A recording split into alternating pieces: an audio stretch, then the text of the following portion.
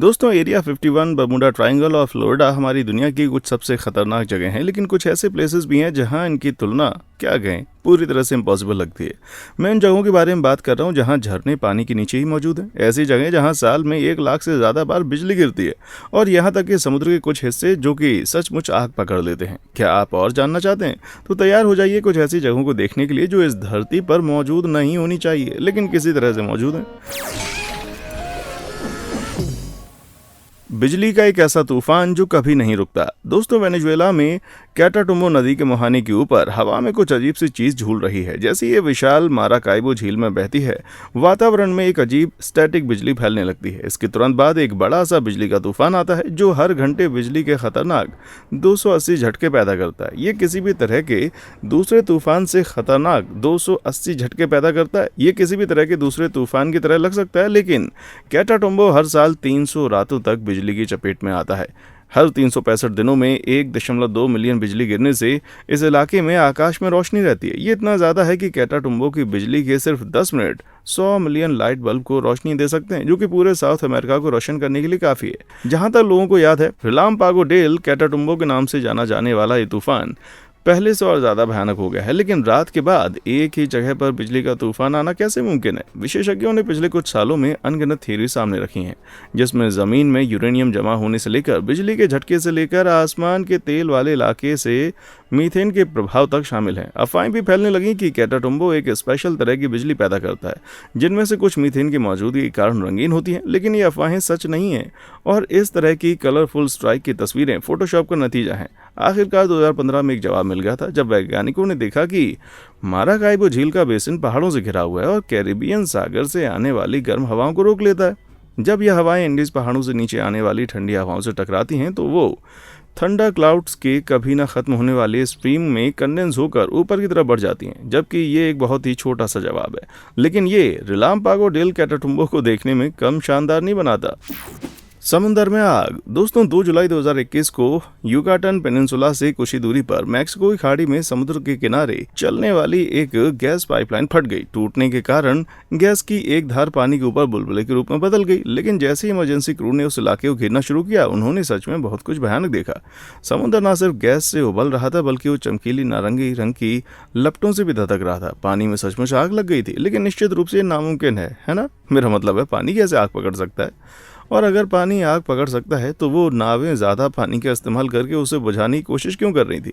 टूटे हुए पाइप से निकलने वाली मीथेन और दूसरे गीले गैस के पार्टिकल्स जैसे कि ईथेन और प्रोपेन सभी बहुत ही ज्वलनशील होते हैं। इसे जलाने के लिए बस एक चिंगारी की ज़रूरत होती है, जो वास्तव में विस्फोट के दौरान गैस की धार को ऊपर ले जा सकती थी।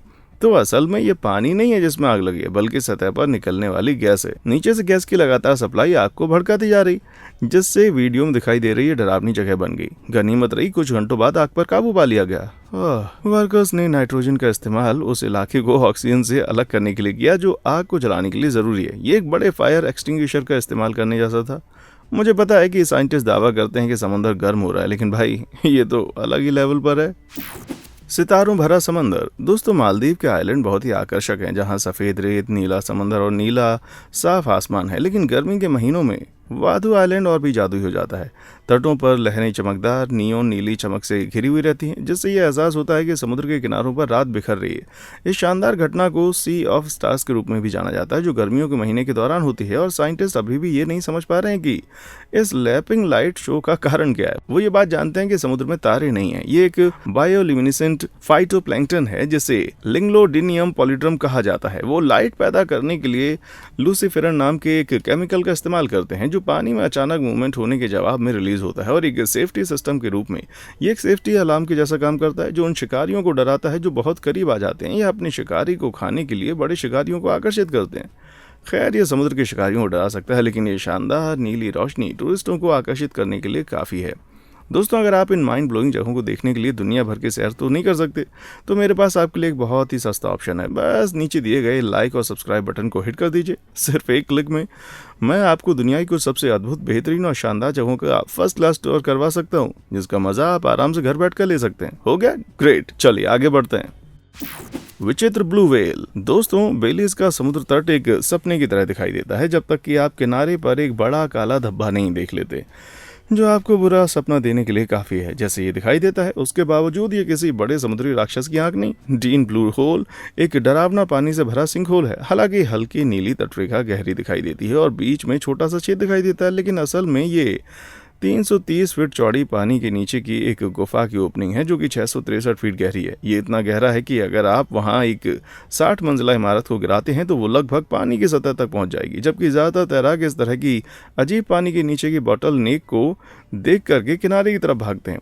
फ्री स्टाइल तैराक अंधेरे में नीचे कूदने की चुनौतियों का मजा लेते हैं। बिना किसी ब्रीदिंग इक्विपमेंट के वो निडर होकर छेद के किनारे से छलांग लगाते हैं और नीचे की गहराई में तैरते हैं। हालांकि कोई भी नीचे तक नहीं पहुंच पाया, लेकिन एक फ्री डाइवर है जो कि एक सांस में इस छेद में 331 फीट तक नीचे गया है। यार वो बंदा बड़ा ही निडर है। मैंने तो ना चुपचाप अपनी लाइफ जैकेट उठा लेनी है, लेकिन इतनी चौड़ी नेचुरल बॉटल नेक वाली गुफा कैसे हो सकती है? साइंटिस्ट का मानना है कि ये पिछले आइस एज के दौरान बनी थी, जब समुद्र का स्तर आज की तुलना में लगभग 400 फीट कम था। गहरे ग्राउंड वाटर ने आसपास के लाइमस्टोन को धीरे धीरे डिसॉल्व कर दिया, जब तक कि सीलिंग का एक छोटा सा हिस्सा ढह नहीं गया, जिससे एक बड़ी बॉटल नेक वाली गुफा बन गई। जैसे जैसे समुद्र का स्तर बढ़ा, वो छेद पानी से भर गया। भाई मैं नहीं जानता कि ये सब बताने के बाद मैं ज्यादा हैरान होने वाला हूँ या फिर डरने वाला हूँ।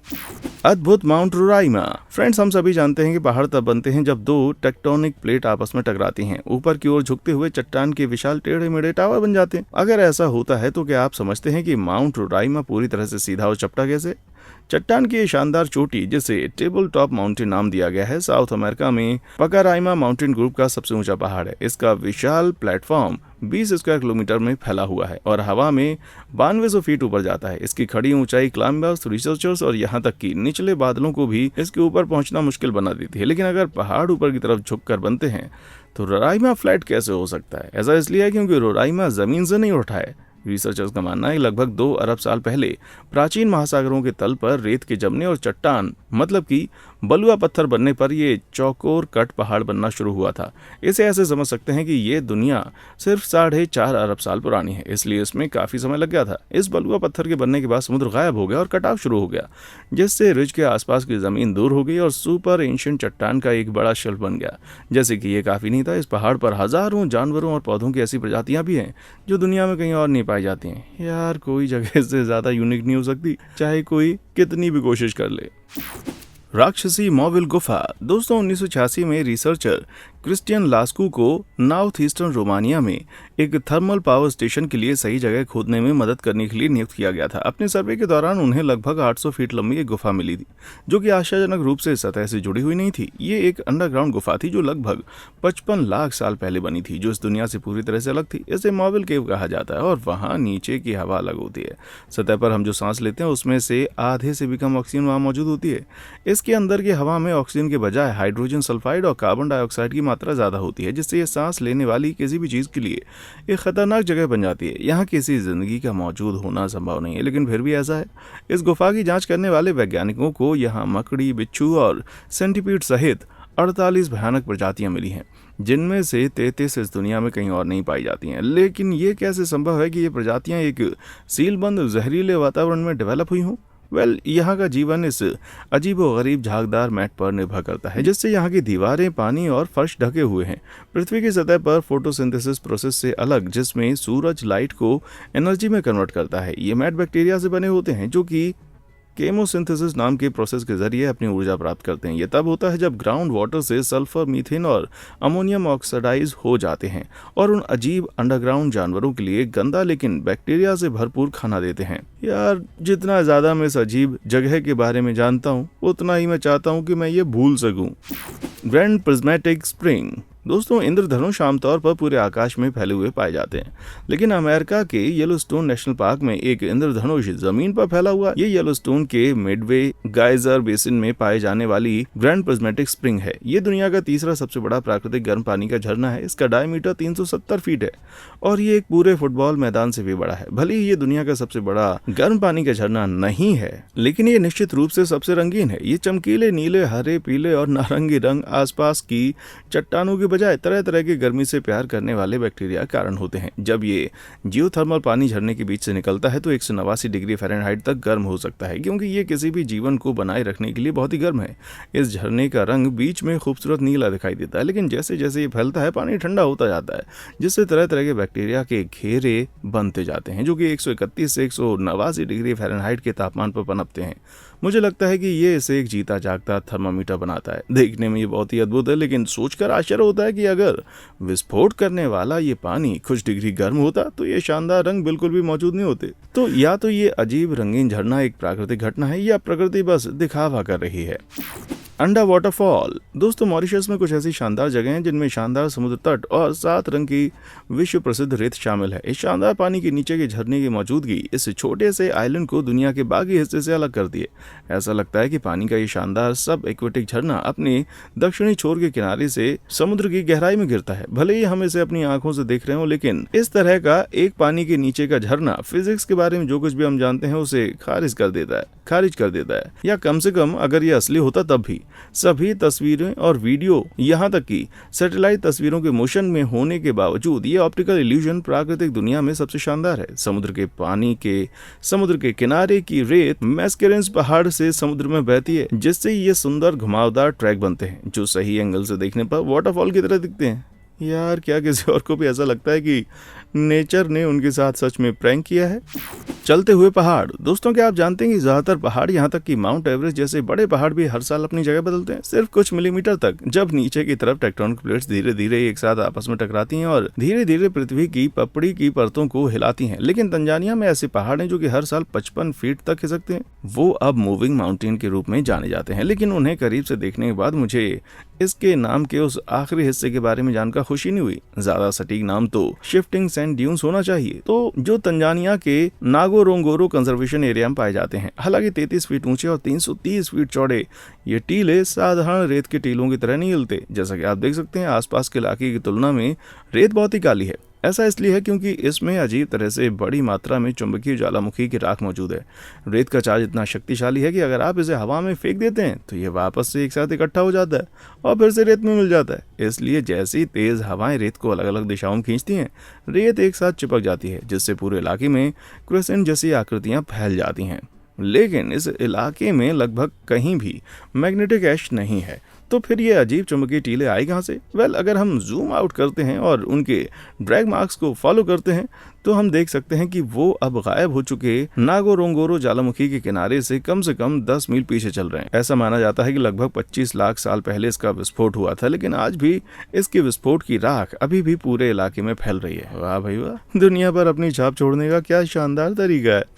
बर्फ का एक आइलैंड। फ्रेंड्स, अगर आपने टाइटैनिक फिल्म देखी है तो आपको पता होगा कि आइसबर्ग इतने बड़े हो सकते हैं कि पूरे जहाज को नीचे ले जाया जा सकता है। उसे कथित रूप से 100 फीट ऊंचा और 400 फीट लंबा बताया गया था। पर भाई, ये लैम्प्स चाहे जितने डरावने लग रहे हो, मेरा यकीन कीजिए कि ये कुछ भी नहीं है। अंटार्कटिक में ब्रंट आइस शेल्फ की स्टडी करने वाले रिसर्चर्स ने फरवरी 2021 में एक मन को झकझोर देने वाली घटना देखी। 500 फीट मोटी बर्फ की शेल्फ में अचानक एक बड़ी दरार आ गई। ये लगभग 1 दशक से भी ज्यादा समय के बाद हुआ है जब वैज्ञानिकों ने बर्फ में बड़ी दरारें देखी हैं। लेकिन इसके बाद जो हुआ उसने सबसे एक्सपर्ट वैज्ञानिकों को भी हैरान कर दिया। बर्फ के छोटे छोटे हिस्सों के टूटने के बजाय एक 490 स्क्वायर मील का आइसबर्ग टूट गया। इसे ऐसे समझिए कि बर्फ का ये खतरनाक टीला पूरे लॉस एंजलिस शहर से भी बड़ा है। फरवरी में टूटने के बाद से A74 नाम के इस आइलैंड जितने बड़े आइसबर्ग पर रिसर्चर्स कड़ी नजर रख रहे हैं।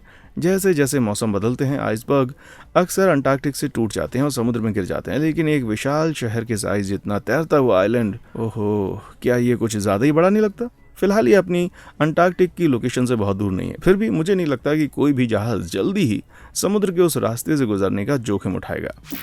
शानदार फिंगल गुफा। दोस्तों, स्कॉटलैंड अपनी वर्ल्ड क्लास विस्की के लिए जाना जाता है, लेकिन इसका एक नज़ारा इतना अजीब है कि आपको लगेगा कि कहीं ये नशे में देखा गया भ्रम तो नहीं है, चाहे आपने शराब पी हो या नहीं।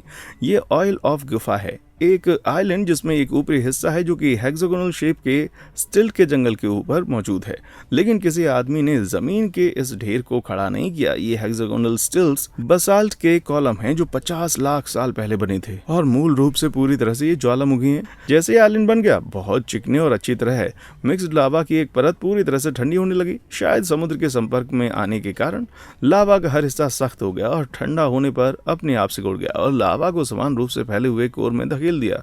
इसकी वजह से ठंडे लावा के टूटे हुए टुकड़े बन गए जो कि बिल्कुल हेक्सागोनल है। इसे कॉलमनर जॉइनिंग के रूप में जाना जाता है, जिसका सबसे शानदार नमूना आइलैंड की दूसरी अजीब गुफाओं में से एक के अंदर पाया जा सकता है। ये फिंगल केव है, एक समुद्री गुफा जो कि आइलैंड के बीच के मुंह की तरफ खुलती है और हेक्सागोनल शेप के बसाल्ट से बने दांतों से भरी हुई है। असल में गुफा का निर्माण तब हुआ था जब टेक्टोनिक प्रेशर शिफ्ट हो गया था, जिससे आमतौर पर अनब्रेकेबल बसाल्ट की चट्टान में एक दरार बन गई थी। समुद्र ने धीरे धीरे गुफा के अंदर के हिस्सों को मिटा दिया, जिससे किनारे के चारों तरफ एक खूबसूरत रास्ता बन गया। अगर कोशिश की जाती तो भी इसे टूरिस्ट के लिए इससे ज्यादा अच्छी तरह से डिजाइन नहीं किया जा सकता था।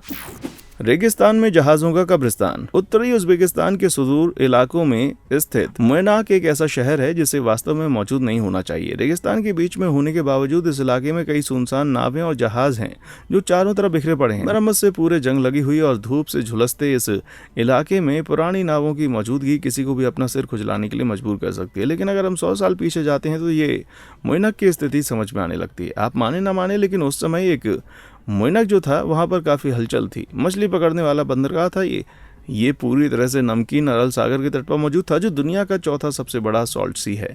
इसके आसपास कई और बंदरगाह शहर बन गए, लेकिन 1960 के दशक में बहुत सारी सोवियत डैम्स ने समुद्र के दो खास पानी के सोर्स अमू दरिया और सीर दरिया नदियों को मोड़ना शुरू कर दिया था। बड़े पैमाने पर की गई इस सिंचाई ने अरल में बहने वाले पानी की मात्रा को बहुत कम कर दिया, जिसने साल 2000 तक इसकी मात्रा का 75% तक कम कर दिया। गूगल मैप्स पर एक नज़र डालने से पता चलता है कि समुद्र कहाँ था और आज कितना कम बचा है।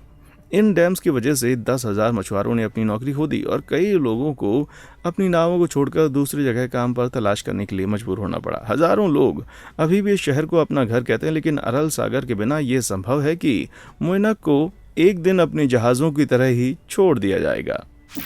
Brutal Bolton straight. दोस्तों, जब मैं आपसे इस दुनिया की सबसे खतरनाक नदी की कल्पना करने के लिए कहता हूं तो आपके दिमाग में क्या आता है? हो सकता है कुछ वाइट वाटर रैपिड्स, शायद 1000 फीट का झरना, या यहाँ तक कि उन गहरे नीले छेदों में से एक भी आपके दिमाग में आ सकता है।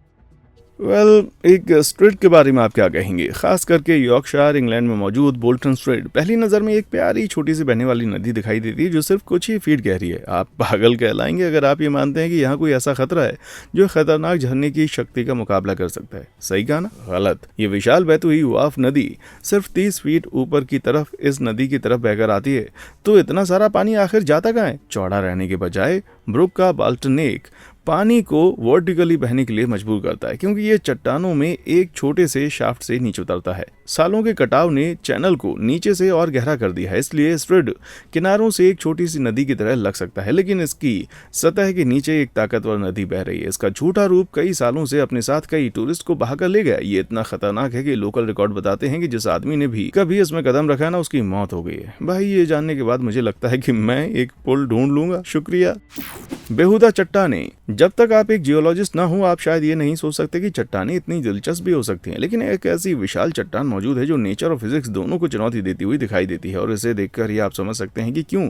ये तैमा सऊदी अरब का अल नस्ला रॉक फॉर्मेशन है। भले ही ऐसा लगता है कि किसी ने अल्ट्रा प्रिसाइज लेजर के साथ इस चीज को सीधे बीच में से काट दिया है, लेकिन वो सुपर स्ट्रेट स्लिट वाकई नेचुरल है। लेकिन ये इसकी एकमात्र अद्भुत खासियत नहीं है। अगर आप इसके बेस को देखें तो ये दो छोटे पेडिस्टल उन अजीब चट्टानों को जमीन से अलग करते हैं। मेरा मतलब है कि ऐसा लगता है कि इसे रियल लाइफ के बजाय माइनक्राफ्ट में बनाया गया था। तो ये खतरनाक तरीके से रखी गई चट्टान बिना नीचे गिरे परफेक्टली कैसे टूट गई? हाँ, लेटेस्ट जियोलॉजी थ्योरी का कहना है कि ये दरार हजारों साल पहले बड़े पैमाने पर हुए एक टेक्टोनिक मूवमेंट के कारण बनी थी। चट्टान के आधे हिस्से के नीचे की जमीन खिसक गई, जिससे वो दो हिस्सों में बट गई। और एक और संभावना ये है कि ये चट्टान पहले एक अंडरग्राउंड फॉल्ट लाइन का हिस्सा थी, क्योंकि आसपास में मौजूद मटेरियल से दरारें कमजोर हो जाती हैं और पानी और हवा जैसे एलिमेंट्स से ज्यादा आसानी से टूट जाती हैं।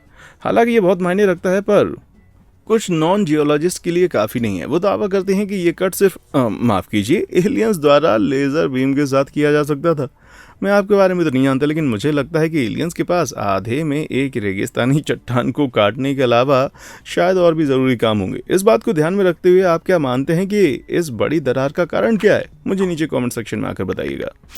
एक अजीबोगरीब तालाब। दोस्तों, तालाब आमतौर पर गहरे नीले, धुंधले हरे या हल्के भूरे रंग के होते हैं। फिर भी जापान के होक्काइडो में एक ऐसा तालाब है जिसका रंग एकदम अद्भुत है। इसे ब्लू पॉन्ड नाम दिया गया है और इसका अनोखा और शानदार गहरा नीला रंग देखकर ऐसा लगता है कि इसे कूल एड से बनाया गया है, और कूल एड की तरह ही उसमें कुछ भी नेचुरल नहीं है। इसे 1998 में बी नदी पर बांध बनने के बाद आर्टिफिशियली बनाया गया था। इसे माउंट टोकाची के फटते हुए ज्वालामुखी के मड फ्लो को आसपास के शहर तक पहुंचने से रोकने के लिए बनाया गया था। लेकिन ये रंग इतना ब्राइट क्यों है, ये अभी भी एक रहस्य है। वैज्ञानिकों का मानना है कि इसका पानी में मौजूद एल्यूमिनियम हाइड्रोक्साइड से कुछ लेना देना जरूर है, जो आसानी से घुलता नहीं है, और इसलिए ये सूरज की रोशनी को एक अनोखे तरीके से रिफ्लेक्ट करता है। इसका मतलब है कि मौसम के आधार पर पानी चमकीला नीला या हरा दिखाई दे सकता है। पास के ज्वालामुखी से पानी में सल्फर नीचे मौजूद चट्टानों को ब्लीच करता है, जिससे तालाब को एक तरह का खाली कैनवस मिलता है, जो कि इस शानदार रंग की चमक को बढ़ाता है। मैं आपके बारे में तो नहीं जानता, लेकिन इस तालाब ने मुझे पूरी तरह से हैरान कर दिया है। सहारा की आंख। दोस्तों, सहारा का रेगिस्तान पूरी दुनिया में सबसे बड़ा रेगिस्तान है, जिसका कुल एरिया 3.6 मिलियन स्क्वायर मील है।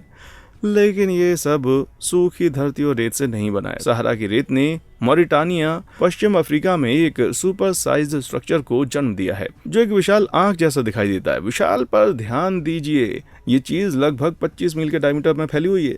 जैसे इतनी विशाल हो जाती है कि इसे अंतरिक्ष से भी देखा जा सकता है। लेकिन अनगिनत रेत के टीलों के बीच और रेगिस्तान के बीच में ये चीज कर क्या रही है? सबसे पहले तो ये किसी कॉन्टिनेंट के आकार जितने सोते हुए राक्षस की आंख नहीं है, इसलिए हम सब थोड़ा रिलैक्स हो सकते हैं। वैज्ञानिकों का मानना है कि यह अजीब और गरीब आश्चर्य वास्तव में एक पुराना ज्वालामुखी डोम है, जो लगभग 10 करोड़ साल पहले बना था। लावा की बढ़ती हुई पॉकेट से धीरे धीरे दबाव बनने के कारण पृथ्वी की पपड़ी का यह हिस्सा एक बड़े छाल की तरह बाहर निकल आया था। लेकिन ये ज्वालामुखी की तरह नहीं फटा, और इसलिए 100 मिलियन सालों के बाद रेगिस्तान की रेत से नष्ट होने के बाद ये दब गया। इसने धीरे धीरे चट्टान के नीचे की प्याज जैसी को प्रकट किया है, जिसकी वजह से एक ऐसा लैंडस्केप बनता है जो इसमें कटे हुए सर्कल्स के कलेक्शन जैसा दिखता है। या यही कम से कम सबसे लोकप्रिय थ्योरी तो है ही। वैज्ञानिकों को 100% यकीन नहीं है कि मामला यही है, और दूसरों को लगता है कि ये एक उल्का पिंड के विस्फोट की जगह है जो पृथ्वी पर गिरा था। खैर, जो भी हो, मुझे खुशी है कि ये रेगिस्तान में रहने वाली किसी विशाल राक्षस की आंख नहीं है। तो दोस्तों, इनमें से किस शानदार जगह ने आपके होश उड़ा दिए? क्या आपको भी कभी इनमें से किसी एक को करीब से देखने का मौका मिला? मुझे नीचे कमेंट सेक्शन में आकर बताएं। और हाँ, देखने के लिए शुक्रिया।